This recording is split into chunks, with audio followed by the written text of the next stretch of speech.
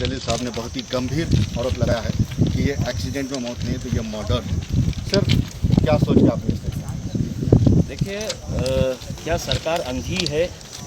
सरकार को ये समझ में नहीं आ रहा है या सरकार देख नहीं रही है कि हर रोज़ हज़ारों मजदूर महाराष्ट्र से मजबूर होकर अपने अपने राज्यों की तरफ पैदल निकल रहे हैं।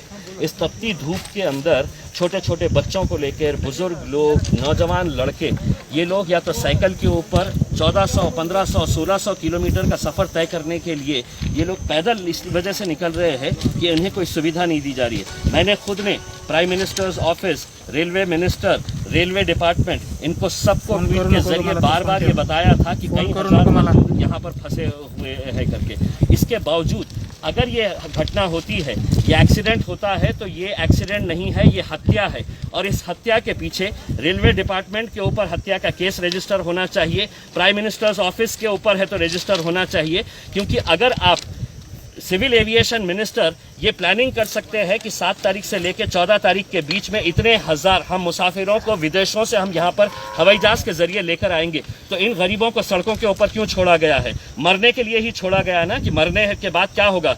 इनकी कीमत लगा दी गई है। शिवराज सिंह चौहान साहब ने 5 लाख रुपए का घोषणा की है। महाराष्ट्र के मुख्यमंत्री ने 5 लाख रुपए की कंपनसेशन की घोषणा की है। यानी कि इनकी मौत की कीमत 5-5 लाख रुपए रहेगी। तुम मरो, हम तुमको 5-5 लाख रुपए देंगे करके। अब होगा यही कि रेलवे मिनिस्टर, प्रधानमंत्री है तो कुछ दुख जताएंगे कि मुझे बहुत अफसोस हुआ है करके। रेलवे मिनिस्टर कहेगा कि मैं एक इंक्वायरी करवा रहा हूं, और उसी इंक्वायरी का नतीजा है ये जितने अधिकारी यहाँ पर आए हुए हैं, ये सब के ऊपर हत्या का केस रजिस्टर होना चाहिए।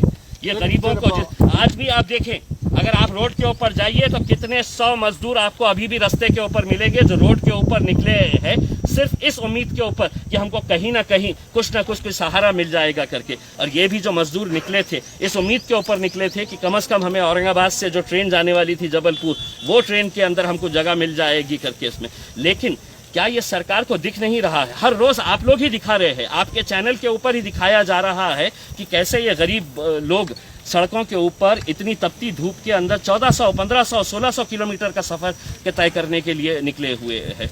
तो मेरे हिसाब से मैं ये मानकर चलता हूँ कि ये एक्सीडेंट नहीं है, इसके ऊपर हत्या का केस रजिस्टर होना चाहिए। और तमाम दोषी लोग हैं जो इसको नज़रअंदाज कर रहे थे, जो विदेशों के अंदर रहने वाले हैं, वो पैसे वाले लोग हैं, तो उनको हवाई जहाज से लाने के लिए पूरी प्लानिंग की जा रही है कि कितने फ्लाइट्स कहाँ से ऑपरेट होंगे करके। क्या ये अंधे हैं? इन्हें दिखता नहीं था कि इतने सारे मजदूर हैं, इन्हें रेलवे ऑपरेट करना चाहिए था? क्या जिला प्रशासन, सरकार ने क्या किया है? सिद्धार्थ साहब, सरकार ने ये किया था कि एक नोटिफिकेशन जारी किया और ये कहा कि इस ईमेल आईडी के ऊपर जितने भी मजदूर जाना चाहते हैं वो उस ईमेल आईडी के ऊपर है, तो आप अपना डिटेल्स अपलोड करिएगा, आपका आधार कार्ड अपलोड करिएगा, आपका मेडिकल सर्टिफिकेट अपलोड करिएगा। ये मजदूर जिनके पास ना स्मार्टफोन्स है, जिन्हें ना कंप्यूटर ऑपरेट करना आता है, ये मजदूर लोग ऑपरेट करे होते ऑनलाइन करके। कोई डॉक्टर है तो इन्हें सर्टिफिकेट देने के लिए तैयार नहीं था। और ऐसी हालत के अंदर आप कहते हैं कि नहीं, आपको अगर ट्रेन से जाना है, आपको सफ़र करना है, तो आप जाइए ऑनलाइन के ऊपर अप्लाई करिएगा, आधार कार्ड ले लीजिएगा उसमें। कोई डॉक्टर जब करने के लिए तैयार नहीं था। और आखिरकार 3 दिनों तक आप देखे हैं कि हर जगह के ऊपर इतनी भीड़ लगी हुई है कि डॉक्टर्स का कहीं से सर्टिफिकेट मिल जाए, और कल दोपहर में जाकर सरकार चेंज कर देती है, नहीं हमको डॉक्टर का सर्टिफिकेट नहीं चाहिए। अब आप जाइए रेलवे स्टेशन के ऊपर जाइए, और आपको है तो सिर्फ डॉक्टर है तो आपका थर्मामीटर से चेक करेगा। तो ये रोज़ रोज़ के जो कानून बदले जा रहे थे, ये जानते हुए, ये अच्छी तरह से समझते थे कि ये लोग मरने वाले हैं। वायरस से नहीं मरेंगे, कोरोना वायरस से नहीं मरेंगे तो भूखमरी से मरेंगे, भूखमरी से नहीं मरेंगे तो इस तरह रेल के पटरियों के नीचे आकर मरेंगे, या सड़कों के ऊपर तपती धूप के अंदर मरेंगे। ये सब अच्छी तरह से जाहिर है कि इन लोगों के पास में मतलब इनके पास में ना फिटनेस सर्टिफिकेट था, ना ट्रैवल सर्टिफिकेट था। ये लोग रोड ब्लॉक से इसके वजह से छुपा कर इस रोड से आए। तो जिला प्रशासन भी यहाँ पर थोड़ा सा जिम्मेदार लगता है? 100% जिम्मेदार है। जिला प्रशासन भी जिम्मेदार है उसमें। क्या ये सरकार की जिम्मेदारी नहीं है, प्रशासन की जिम्मेदारी नहीं है कि आप अपने कम से कम, महाराष्ट्र जो है वो हमारी संस्कृति नहीं है इस तरह से गरीबों को, इस तरह से हम लोग जो उनकी पीड़ा देखते हुए हम नज़रअंदाज करें करके। ये सरकार की जिम्मेदारी थी कि कम से कम बसेस लगाए, महाराष्ट्र के बॉर्डर तक उन्हें बसेस तक पहुँचाया जाए। आप जानते हैं अच्छी तरह से, मैंने खुद ने कितने लोगों को ऐसा देखा है कि जो बसें साइकिल के ऊपर नौजवान लड़के निकल पड़े हैं कि नहीं साहब अब हम रह नहीं सकते हैं। और किस बात के लिए? कि उनको 2 वक्त की रोटी नहीं मिल रही है। कम से कम हम अपने घर जाएंगे, अपने घर में जाकर हम अपने परिवार के बीच में अगर हम मर गए तो चलेगा, लेकिन हम हमें यहाँ नहीं रहना है। और कितने दिन हो गए हैं? कोई 2 दिन 4 दिन का अगर होता तो हमको भी समझ में आ गया होता, लेकिन अगर 1.5 महीने के ऊपर हो गया है और ये प्रशासन पूरी तरह से अगर इस तरह से इंतजार कर रहा था कि कितनी मौतें होगी करके।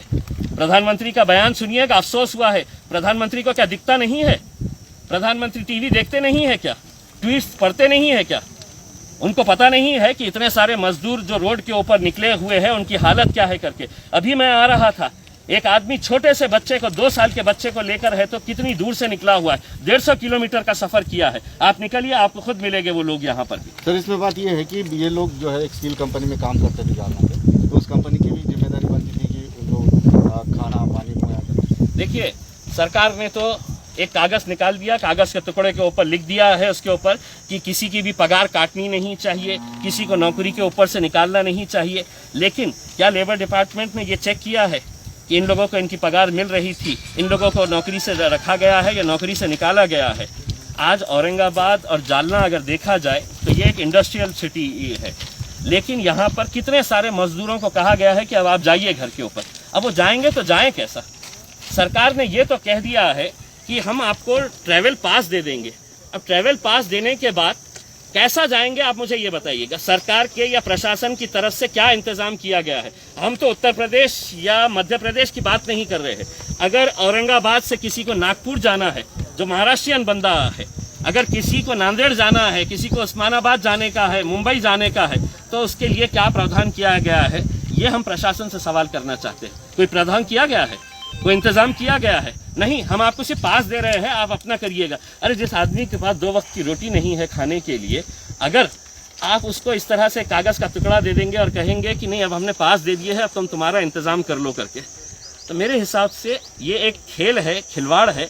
सिर्फ गरीब लोग हैं, उनकी मौत के ऊपर क्या अफसोस करने का? उसमें 5 लाख रुपए दे दिए, मरने के बाद उसमें और भी मरेंगे, 10-20 लोग मरेंगे तो 5-5 लाख रुपए मिल जाएंगे उसके अंदर। इससे ज़्यादा और कुछ नहीं होगा। एक इंक्वायरी होगी, इंक्वायरी के अंदर क्या होगा? मैं पीयूष गोयल साहब से पूछना चाहता हूँ, पीयूष गोयल साहब, इतने नादान नहीं है जनता कि अब आप इंक्वायरी करेंगे? क्या निकलने वाला है इंक्वायरी के अंदर? ये लोग सड़क से इसलिए नहीं जा सकते थे कि इनको जालना की बॉर्डर के ऊपर रोका गया होगा, इनको करमाड़ की बॉर्डर के ऊपर रोका गया होगा कि तुम कहाँ जा रहे हैं करके। ये पुलिस वाले इन्हें परेशान कर रहे थे तो चोर रास्तों से जा रहे थे कि हम रेलवे ट्रैक के ऊपर से चले जाए करके। और यहाँ पर ये जो मौत का तांडव जो हुआ है, इसके लिए पूरा रेलवे डिपार्टमेंट भी उतना ही जिम्मेदार है जितना जिला प्रशासन है, और उतना ही प्राइम मिनिस्टर्स ऑफिस जिम्मेदार है। जो बातें तो बड़ी बड़ी करते हैं, लेकिन इस हत्या के दोषी अगर है तो ये पूरे लोग हैं। निश्चित रूप से यहाँ पर